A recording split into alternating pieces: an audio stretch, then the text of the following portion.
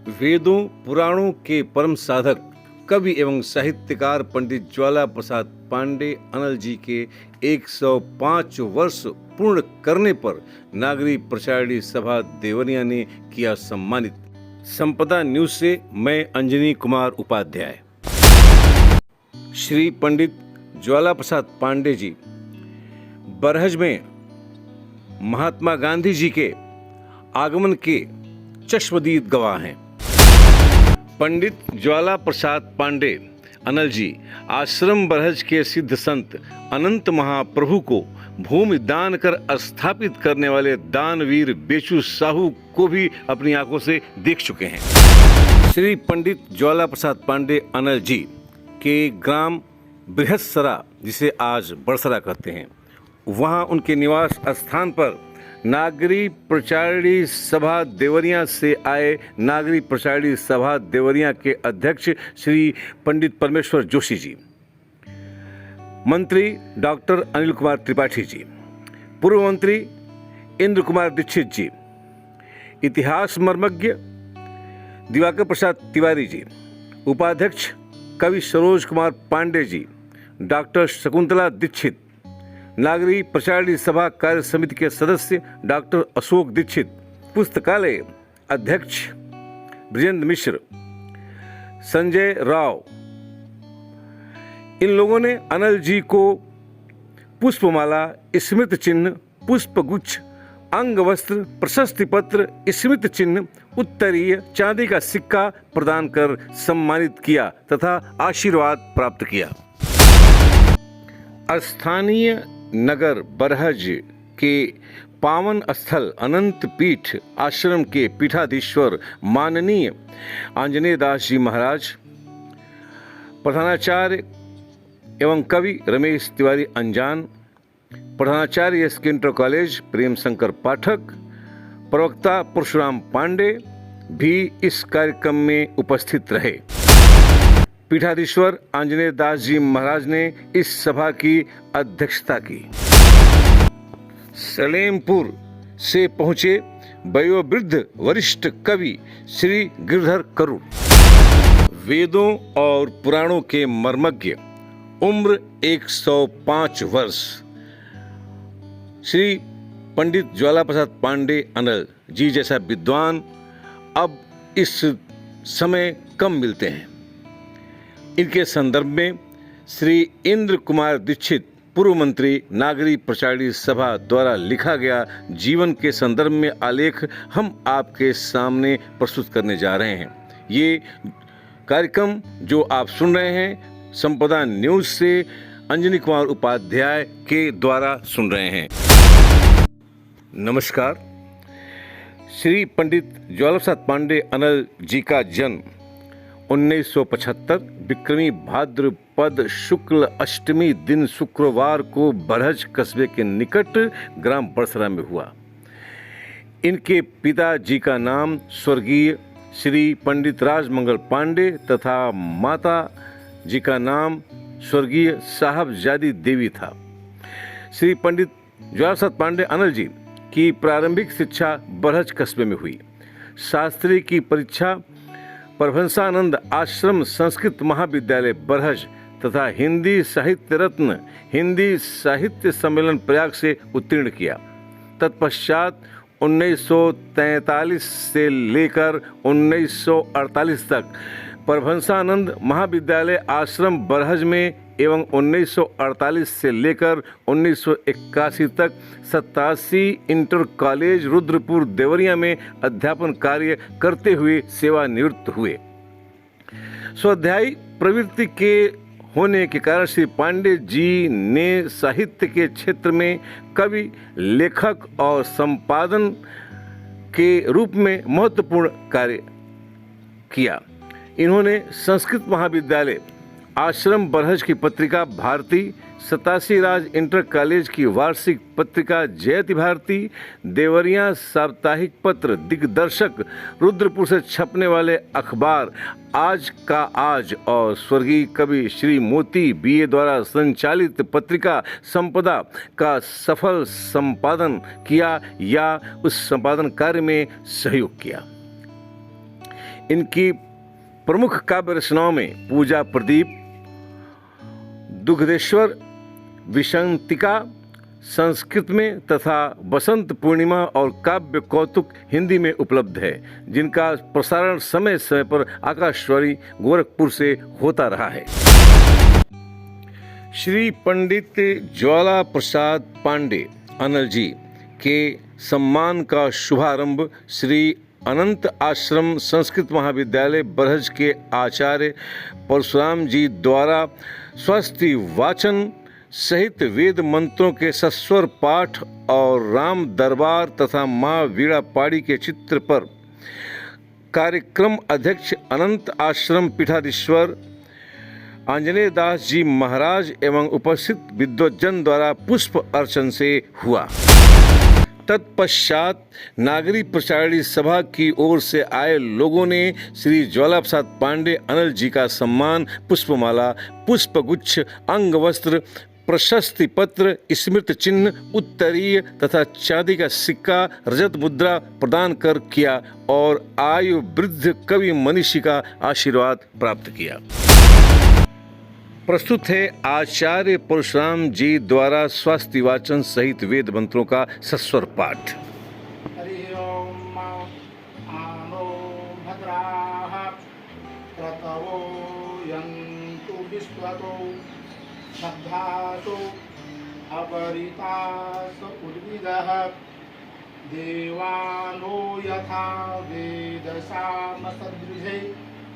नागरी प्रचारणी सभा देवरिया से आए हुए आगंतुक अध्यक्ष श्री परमेश्वर जोशी जी, मंत्री डॉक्टर अनिल कुमार त्रिपाठी, पूर्व मंत्री इंद्र कुमार दीक्षित सहित सभी जनों ने श्री पंडित ज्वाला प्रसाद पांडे जी को माल्यार्पण किया, उन्हें साल उड़ाया और उनसे आशीर्वाद प्राप्त किया। पूर्व मंत्री इंद्र कुमार दीक्षित जी ने ज्वाला प्रसाद पांडे जी को दिए गए प्रशस्ति पत्र को पढ़ करके सुनाया।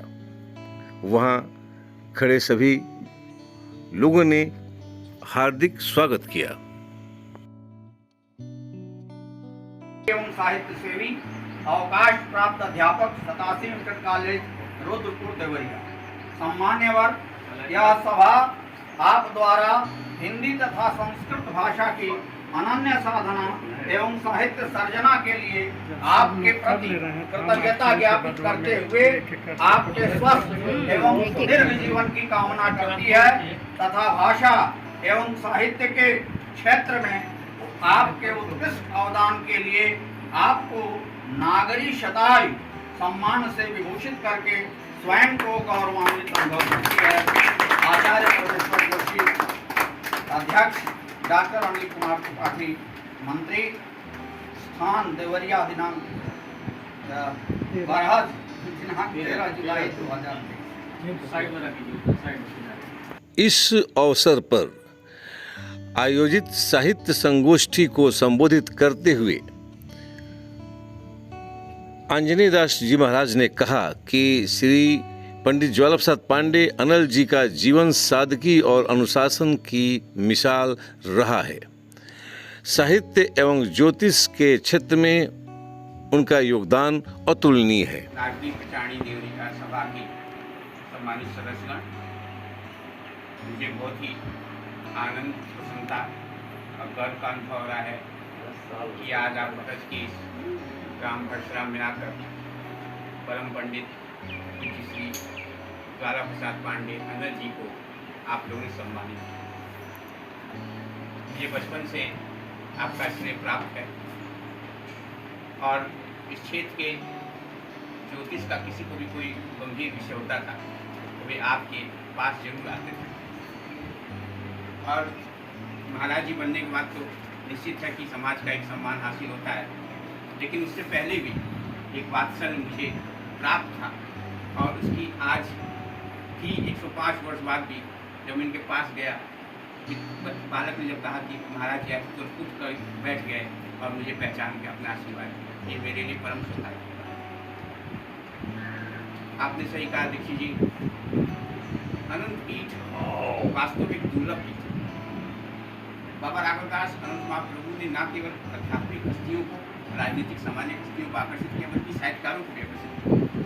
मुझे पढ़ने को मिला है हजारी प्रसाद द्विवेदी, महावीर प्रसाद द्विवेदी, वियोगी हरि, जो भी उस समय के श्रेष्ठ थे, वे हमेशा आश्रम में आके अपना आशीर्वाद लिया करते थे और अपने साहित्यिक समृद्धि को, हमारी परंपरा है कि जो भी हमें मिला है वो हम अपने गुरु और भगवान को समर्पित करते थे, तो उससे अक्षय फल उसकी हमको प्राप्ति हो जाती। इसी भावना से सदा समागम होता है। इसलिए प्रेम शंकर जी ने जो बात कही, मैं पुनः उसको दोहराना चाहता हूँ कि साल में एक बार नागरिक विचार सभा आश्रम में आए, संस्थानों में आए और अपनी गरिमा में उपस्थिति से, अपने वक्तव्यों से हमारे शिक्षकों और छात्र छात्राओं को प्रेरित करते हैं। मुझे बहुत प्रसन्नता है कि आप लोगों ने बहुत शानदार काम किया है। तिवारी जी को भी बहुत बहुत धन्यवाद। आप इस क्षेत्र के हैं, इस क्षेत्र की लोगों की महिमा को, उसकी संस्कृति को, उसकी गोष्ठियों को आपने संक्षेप में समझाया। तो हम चाहते हैं कि आपकी भी उपस्थिति वहाँ हमेशा बनी रहे।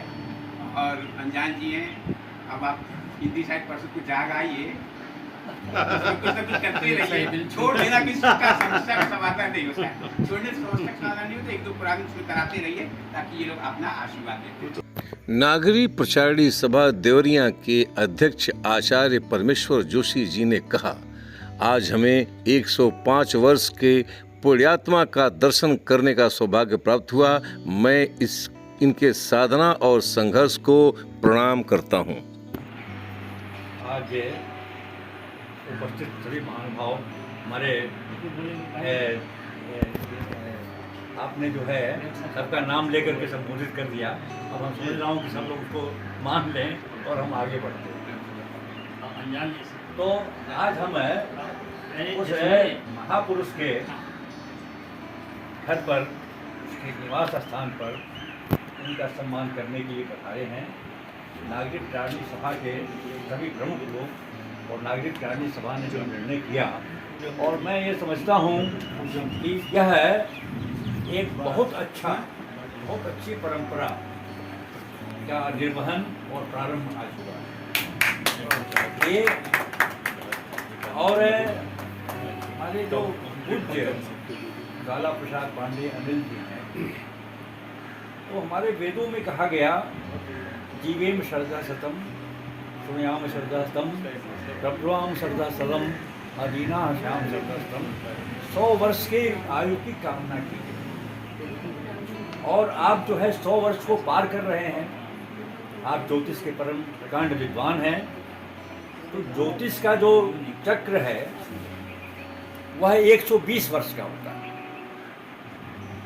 जो महादशाएं हर एक नक्षत्रों की होती है, उनको आप मिला लीजिए तो वो 120 वर्ष का होता है।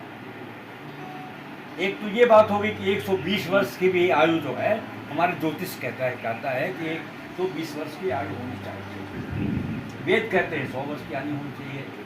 हमारे यहाँ ज़्यादातर पेंशनर लोग हैं, तो पेंशनर में एक नियम है कि जो 80 वर्ष पार कर जाता है उसका कुछ परसेंटेज बढ़ा दिया जाता है। तो ईश्वर ने सोचा कि भाई यह तो ऐसा पुण्यात्मा, महात्मा और धर्मात्मा व्यक्ति है कि इतना बढ़िया, इतना सुंदर जीवन इन्होंने जिया, 100 वर्ष का इतना सुंदर सदुपयोग किया, तो इनको कुछ बोनस जो है वो देना चाहिए। तो कम से कम 20 वर्ष का बोनस जो है तो उन्होंने दे ही दिया है। और इस समय आज के दिन आपसे मिल करके हम लोगों को बताया गया, बड़े बीमार हैं, थोड़ी देर के लिए किसी तरह से उठते हैं, इस ज़्यादा नहीं। हम लोग को आए हुए घंटों हो गया, आराम से बैठे हुए हैं और मस्तिष्क जो है वह पूर्णतया काम कर रहा है, ऐसा नहीं कुछ भूले हुए हों। अब हमारा इनसे कभी साथ हुआ, वह 70-80 के बीच की बात है। आप 87 इंटर कॉलेज में थे, उस समय हमारा प्रेस जो है बड़े जोरों से चलता था, बड़ा नाम था उसका। वो देवरिया और कुशीनगर जिला एक ही था, दोनों जिलों में वो बहुत अच्छा प्रेस माना जाता था। और जितने भी प्रिंसिपल्स और ये शिक्षित संस्थाएँ हैं, सबसे हम लोगों का बहुत अच्छा संपर्क था।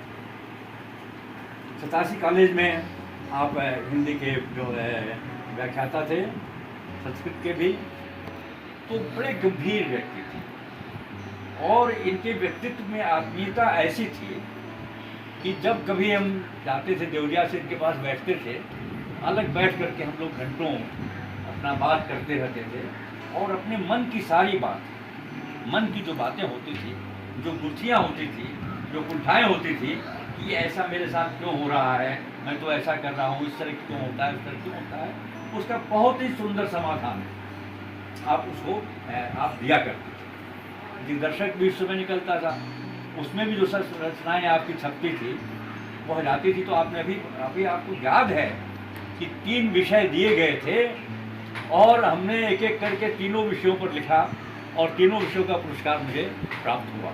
ये बड़ी भारी बात है कि आज तक ये 50 वर्ष की बात हो गई, 70-80 की अगर बात है ये तो 50 वर्ष की बात हो गई। 50 वर्ष की बात आपको बिल्कुल दर्पण की तरह से याद है। तो जीना एक बात है, स्वस्थ जीना एक बात है, जो बार बार कहा गया ना कि श्रुयाम सरदर्शन प्रभुआम सरदर्शन, बोलते रहें, सुनते रहें, सब तो कर रहे हैं। और वो है वही मैं इनसे पूछ रहा था, मित्रता का भी थोड़ा सा भाव हो गया था उस समय, जो कि ये पढ़ाते थे, हम लोग पढ़ाते थे। तो मित्रों मैंने पूछा कि साहब खूब बढ़िया से भूख लगती है ना आपको, खूब बढ़िया से नींद आती है ना, मतलब कि ये जो मतलब कि आपके जीवन का जो राज है। और एक बात और अपन वो आप लोग सभी लोग जान लीजिए कि हम लोग जो आज यहाँ पर आए हैं वो परम सौभाग्यशाली। सबसे पहले सौभाग्यशाली तो हमारे विवेका जी हैं कि उनके पिता को इतनी लंबी आयु प्राप्त हो रही है, तो ये आपकी वंश परंपरा हो गई। लंबी आयु जो है आपके वंश की परंपरा हो गई। आप डॉक्टर के यहाँ किसी विषय को दिखाने जाते हैं तो डॉक्टर आपकी फैमिली हिस्ट्री पूछता है कि साहब आपके पिता को क्या हुआ था, आपके माता को क्या हुआ था, ये क्या हुआ था। तो जिसके माता पिता दीर्घ जीवन जीते हैं, स्वस्थ जीवन जीते हैं, तो उनकी परंपरा जो है वो दीर्घजीवी और स्वस्थ होने की हो जाती है। हम लोग 105 वर्ष के पुण्यात्मा का आज दर्शन करने का सौभाग्य प्राप्त हुआ है, तो हम लोगों को भी इसका लाभ मिलेगा। हम लोगों की भी आयु आज बढ़ गई, जितने लोग हैं यहाँ पर सबकी आयु जो है आज बढ़ गई इनके दर्शन करने से, इनसे मिलने से, इनसे देखने से। और नागरिक विचारणी सभा ने जो यह आयोजन किया और हमारे युवा मंत्री ने उसको जितने उत्साह से हाथों हाथ लिया और ये कहा कि नहीं इसको शीघ्रता से किया जाए, बहुत इसमें विलंब करने की जगह आवश्यकता नहीं है, क्योंकि समय को कोई जानता नहीं। पुरुष बलि नहीं होता है, समय बहुत बलवान। तो समय बड़ा बलवान है, तो हम क्यों प्रतीक्षा करने जाएं, क्यों समय से प्रतीक्षा करावें, हम लोग चलें। तो आपने कहा विवेकानंद जी ने कि भाद्रपद शुक्ल जो अष्टमी जो है वह इनका जन्मदिन है, और हम लोग चाहते थे कि आप जन्मदिन के दिन आप लोग आकर के उत्सव करें, लेकिन बंधुओं हम लोग में इतनी ताकत होती है, हिंदू के जो ऋषि मुनि होते रहे हैं, कि वो समय को खींच लेते हैं, आकृष्ट कर लेते हैं, खींच करके कर लेते हैं। तो आज आपका जो है एक जन्मदिन और हो गया, आज का जन्मदिन मान करके, और इनका हम लोगों को आशीर्वाद मिल रहा है। ये बड़ी भारी बात है, ईश्वर की बड़ी भारी कृपा है। इन्होंने एक वेद का सुंदर मंत्र सुनाया, ये जाग्रतो दूरमुदयति दैवंत दुसुप्तथय वेति दूरंग मन ज्योति खान ज्योतिरेकं तन्वे मनः शिव संकल्पमस्तु। तो ये इन्होंने संदेश दिया कि जो हमारा संकल्प है, जो हमारा ये मन है, उसकी व्याख्या भी आपने किया कि जो मन हमारा है वो हमारे जागते समय भी कहीं चला जाता है, दूर चला जाता है, सुसुप्तावस्था में कहीं दूर चला जाता है, और ऐसे भी दूर चला जाता है। लेकिन उस मन को हम आकृष्ट करके और शिव संकल्प लगा, जो समाज के लिए कल्याणकर हो, जो विश्व के लिए कल्याणकारी हो, वह कार्य हमको करना चाहिए। यह आपने आज संदेश दिया, जो कि हमारे जीवन का एक उद्देश्य है। हमको सोद्देश्य जीवन जीना चाहिए, एक उद्देश्य के साथ जीवन चाहिए कि आज से, और ये हमारा उद्देश्य है कि जो हमारे कर्म होंगे वो सब शिव संकल्पमय होंगे। इन्हीं शब्दों के साथ में इन परम साधक हैं, इतनी बड़ी साधना है कि ये आपको प्राप्त हुई। इनका आशीर्वाद की आकांक्षा के साथ में मैं पुनः आपका चरण स्पर्श करता हूँ और आपका आशीर्वाद तो मुझे जब मौका मिले। आज हम श्री ज्वाला प्रसाद पांडे अनल जी के सम्मान समारोह में बोले गए रत्नों के कुछ अंश आपके सामने प्रस्तुत कर रहे हैं। सभा में मंत्री श्री अनिल कुमार त्रिपाठी जी ने कहा कि यह मेरा सौभाग्य है कि नागरिक प्रचारणी सभा देवरिया के मंत्री के रूप में मुझे साहित्य मनीषी अनिल जी का दर्शन और उन्हें सम्मानित करने का अवसर प्राप्त हुआ। आज जो है वो एक सौभाग्य हमारा अपना है कि मैं विद्वानों के बीच में फंस गया हूँ। और जैसे अनिल जी ने भी कहा था बातचीत में, और उसको दोबारा सरोज पांडे जी ने जो दोबारा उसको भाषित किया है कि वो किया रहा हो, तो सही मायनों में तो यही मैं कर रहा हूँ। क्योंकि एक मैनेजर का यही काम होता है, और जो मैनेजर जितना अच्छी तरह से पोकिया लेता है अपने कार्यकर्ताओं को, तो संस्था उसी हिसाब से आगे बढ़ती है। तो मैं मात्र यही काम कर रहा हूँ। और ये जो प्रसंग हम लोगों के पास ये प्रस्ताव आया, तो वास्तव में ये सब हम सब जो है एक स्वर में नागरिक प्रचारणी के जो कार्यकारिणी की समिति है, चयन समिति है, सब लोगों ने एक स्वर में कहा कि ये बहुत अच्छा काम है। ये एक शतक बनाने वाली एक संस्था, शतक बनाने वाले एक व्यक्ति को अगर सम्मान कर रही है, तो इससे अच्छा तो और कुछ हो ही नहीं सकता हमारे नागरिक प्रचारणी। और इस नागरिक प्रचारणी के मंत्री होने के नाते मैं वास्तव में अपने आप को बहुत ही भाग्यशाली समझता हूँ कि हमें आज इस तरह का मौका मिल रहा है। और अनिल जी का हमको, हमारी संस्था को, हमारे कार्य समिति के सदस्यों को, सबको आपका आशीर्वाद मिल रहा है। और इसमें कोई शक नहीं है कि नागरिक प्रचारणी सभा और आगे बढ़ेगी, और यही आशीर्वाद मैं आपसे चाहता हूँ। आप सब लोग जो यहाँ पर उपस्थित हैं, गांव वाले जो हैं, उन सबको मैं प्रणाम करता हूँ कि कम से कम ऐसे व्यक्ति जो आपके गांव में हुए, तो वास्तव में ये गांव एक मंदिर के समान हो गया, एक संस्था के समान हो गया। इन्हीं सब लोग समझ रहा। इतिहासज्ञ डॉक्टर दिवाकर प्रसाद तिवारी ने कहा कि बरहज साहित्य के लिए बहुत उर्वरा भूमि रही है। उस समय स्वर्गीय मोती बीए की चौकी पर काव्य गोष्ठियाँ हुआ करती थीं। बरहज की गणना देश के श्रेष्ठ साहित्यकारों के लिए होती थी, जिनमें अनिल जी भी हैं। क्योंकि मोती बीए जी हम लोगों के संरक्षक थे और परिवार के मुखिया थे, और उस पारिवारिक स्नेह सूत्र में हम सब लोग जुड़े थे। इसलिए अंजनी कुमार उपाध्याय उर्फ लल्टू बिल्कुल मूल ये हमसे अलग नहीं है, प्रिय है। और विवेकानंद पांडे जी जो हमारे विद्यार्थी रहे संत विनोबा पीजी कॉलेज में, डॉक्टर शकुंतला दीक्षित जी जो बहुत यशस्वी विदुषी हैं, लेखिका हैं, अध्यापिका हैं, हमारे अन्य सभी आचार्यगण, मित्रगण,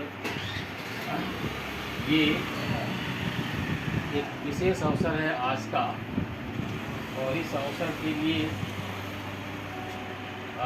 हमारे बहुत अच्छे और इस देश के जाने माने गीतकार श्री गिरधर तरुण ने अनिल जी के लिए कुछ पंक्तियाँ लिखी हैं, श्री चरणों में सादर समर्पित। आप समर्पित किए ये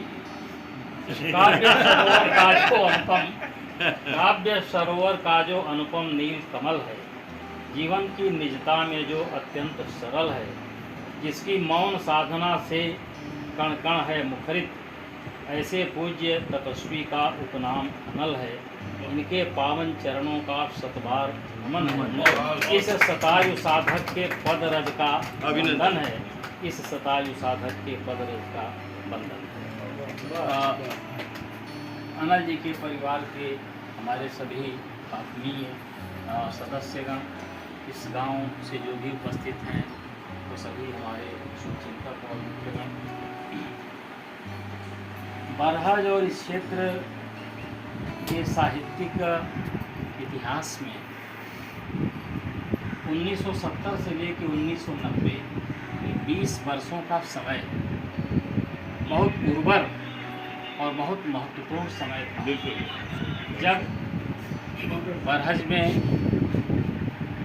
मोती बीए, बालकृष्ण पांडे, आप ये रमेश तिवारी अंजान जी, डॉक्टर महेंद्र नाथ पांडे और श्री चंद्र प्रकाश मिश्र, रविंद्रनाथ उपाध्याय और मुचुल्ली डॉक्टर परमानंद उपाध्याय और डिग्री कॉलेज के बहुत सारे, और श्री फुलेना जी मिश्र, रामविलास उपाध्याय जी, उपेंद्र प्रसाद जी, ये तमाम लोग श्री इंटर कॉलेज के कृपा नारायण जी, श्री से इंटर कॉलेज के राम लखन लाल जी से लेकर के, और सबसे एक बड़ा भारी व्यक्तित्व था वटवृक्ष की तरह श्री राजनारायण पाठक जी, वह दौर था। और इस छोटे से कस्बे में जो साहित्य की सक्रियता थी और उस सक्रियता में पंडित सिंहासन तिवारी कांत, जो आग थी, पंडित सिंहासन तिवारी कांत, उसमें कभी मोती बीए जी की उस चौकी पर जिसके 6 फीट के पाए थे, 2 बड़ी चौकी जोड़ करके, और उस पर गोष्ठियाँ होती थी, हम लोग बैठते थे। जनार्दन पांडे, अनुरागी जी, ये सब लोग आते थे, कभी कभी दूरदास शर्मा श्याम जी भी आते थे। और वैसी अनौपचारिक गोष्ठी कभी राम प्यारे चाय वाले की दुकान पे, कभी डॉक्टर इकबाल की दुकान में, कभी डॉक्टर परमानंद उपाध्याय के घर पर, ये तमाम ऐसी जगह थी। डॉक्टर महेंद्र नाथ पांडे के यहाँ, पंडित वीरेंद्र त्रिपाठी के यहाँ, ये तमाम ऐसी जगह थी जहाँ पे छोटी मोटी गोष्ठियाँ होती रहती। कवि गोष्ठियाँ, विचार गोष्ठियाँ, राजनीतिक विषयों पर गोष्ठियाँ होती रहती थी।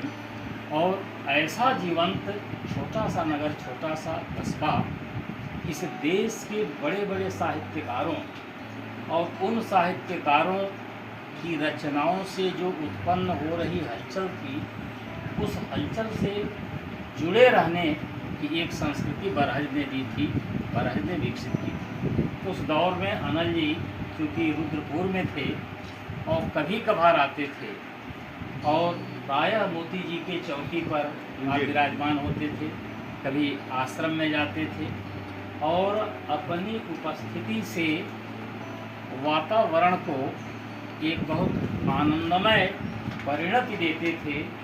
अपने संस्मरणों से, कविताओं से, अपने चुटकुलों से, और प्रायः ये देखा जाता था कि बड़ी ब्रेन स्टॉर्मिंग, एक बड़ी आग्नेय प्रवाह के साथ जो बहस होती रहती थी, बड़ा तनाव होता रहता था।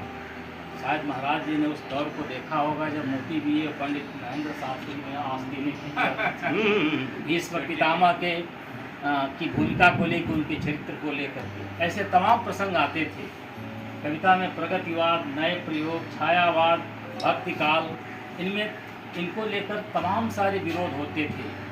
उन सारे विरोधों को अनल जी शांत करते, और अनल जी शांत करते थे, और अनल हैं शांत करते थे, और सबको बड़े शांत मन से, बड़े प्रसन्न मन से अपने अपने घर जाने के लिए शुभकामना देते थे, आशीर्वाद।